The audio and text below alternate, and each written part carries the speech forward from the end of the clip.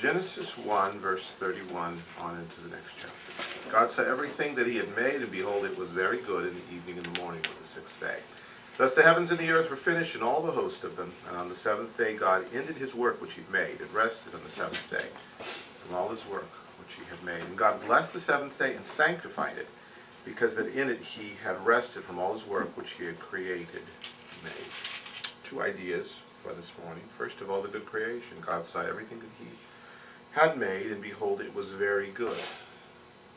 And regularly throughout the chapter, at the end of the days, although not on every day, God looks at what he has made and says it's good. And after creating man, he says it's very good. And so he ends his work of creation. Oh, by the way, there are three things that God creates as opposed to the things he made. He created heaven and earth. He created life in the animal kingdom. And he created man in his own image. The other things he made. He brought them into existence, but he had already brought things of that sort into existence. Plants, for instance, are complex carbon chains. They're matter. He'd done that already. But when he comes to animals that have the breath of life, or that are living souls, that's something new, and he said to create that. And man is more than an animal. He's the image of God, and we're just told that God created man in his image. The Hebrew word is bara, to make from nothing. And God has finished this, and he looks and says it's very good. This in opposition to the Gnostics and the Manichaeans and the Platonists, who find our problem rooted in creation, and also our modern liberal friends who find the problem rooted in creation. It's the environment. That's what makes us sin. That's what Adam and Eve said, although they blamed more personal things like their society and the devil. But we constantly want to find blame in the things around us, and God says, it's not there. What I made was good stuff. The implications are, since it's good, it can be lawfully enjoyed. The issue, of course, is the lawfully part. We have to enjoy it on his terms, not just any way we want to. Wonderful line in Screwtape, where Screwtape complains that he's made all kinds of good stuff for them to do. They can walk and laugh and play and drink and make love all day long without God minding at all.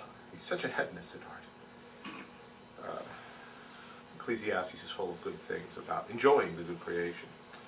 The second point is the Sabbath day. Now, in our generation, we've pretty well lost sight of any conception of a Sabbath day.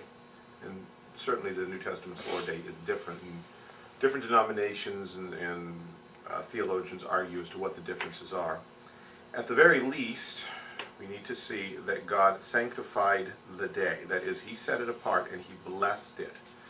God's blessing is not, oh look, that's nice, or be good. Have a nice day. Be a nice day.